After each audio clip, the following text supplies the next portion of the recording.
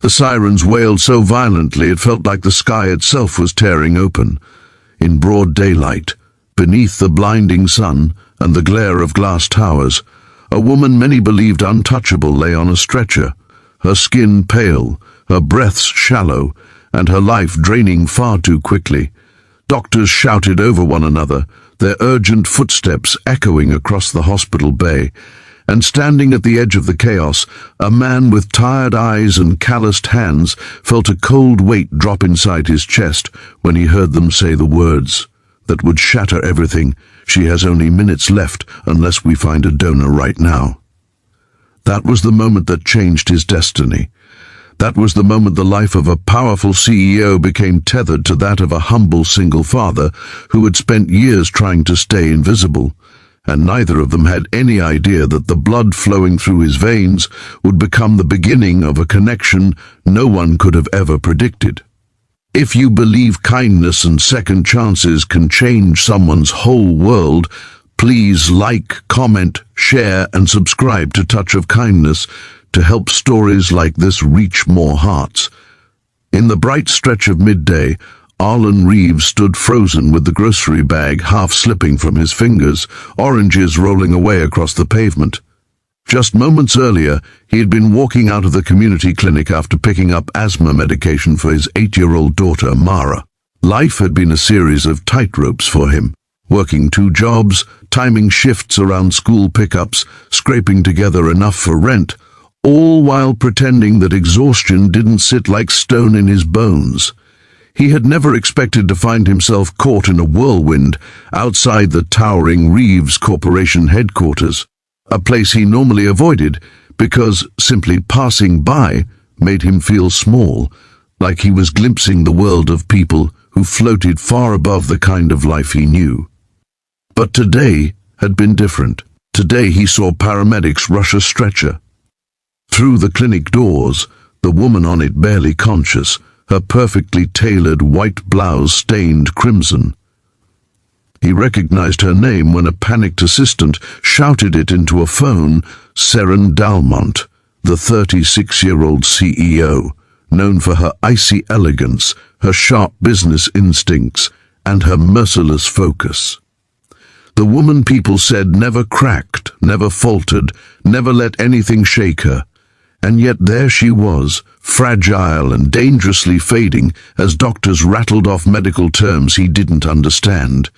What he did understand clearly was the desperate announcement she needed a rare blood type, B negative, and their reserves were already depleted by an accident earlier that morning. They were calling nearby hospitals, but the doctor's voice trembled as he said she wouldn't make it 10 more minutes. Arlen didn't know where the courage came from.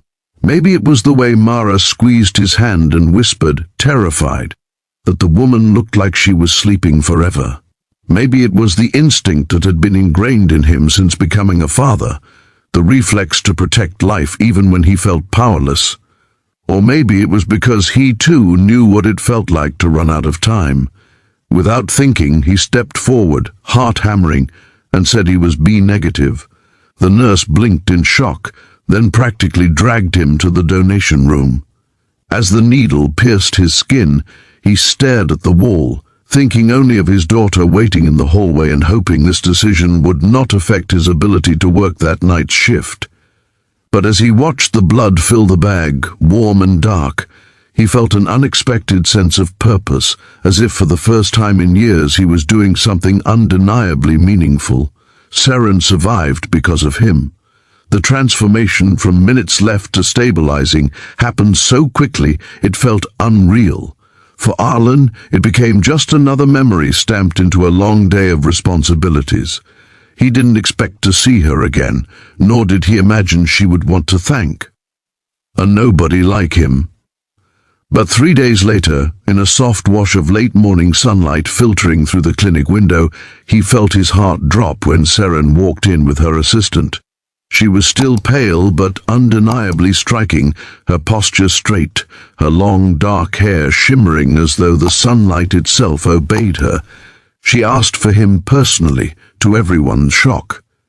Arlen tried to hide behind a seating chart posted on the wall, hoping they had the wrong name. But Seren called out softly, thanking him for saving her life, and when he finally turned around, their eyes met for the first time.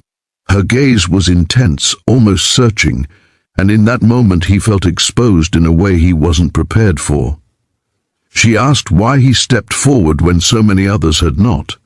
He shrugged awkwardly, avoiding her eyes, saying he just did what anyone would do. But Seren looked at him with a mix of fascination and disbelief, as if she had lived long enough among people who calculated every move that the idea of someone acting purely out of kindness felt foreign to her.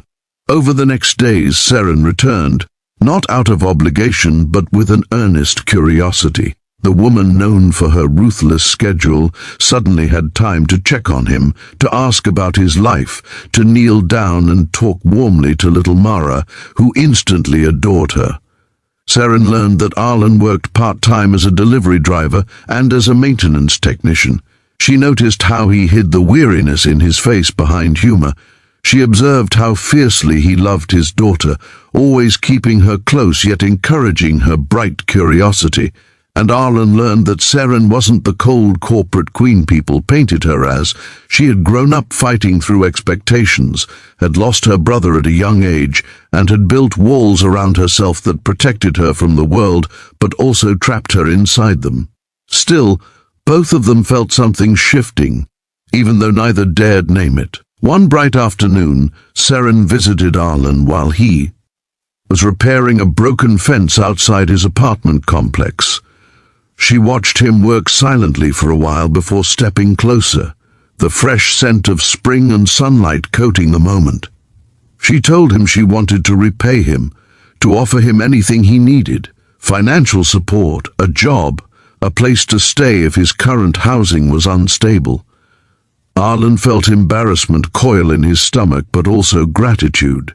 However, instead of asking for anything for himself, he asked if she could help with funding new inhalers for children at Mara's school whose families struggled like he did. Seren stared at him, momentarily speechless. No one had ever responded to her offers with something so selfless. Their connection deepened quietly, almost reluctantly. Seren began to accompany him during some of his breaks, walking beside him through the marketplace, learning how to select ripe produce from street vendors who recognized Arlen but stared cautiously at her polished presence. Mara often slipped her hand into Seren's, and that small gesture softened something in Seren that she had long hidden. She found herself smiling more, lingering longer, and thinking about Arlen even when surrounded by boardroom executives and endless spreadsheets. Arlen, too, found himself glancing at the clock during his shifts, wondering if he'd see her later, imagining her laughter, the gentle way she leaned close when she listened, the fierce intelligence behind her softening stare. But their worlds were not easily merged. Rumors spread quickly.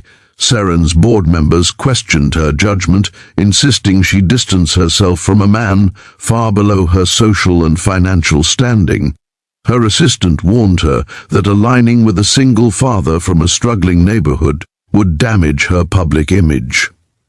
Seren found herself torn between the powerful empire she had built and the quiet man who had unknowingly saved her long before he ever donated blood, saved her from loneliness, from emotional isolation, from a life that looked impressive but felt painfully empty.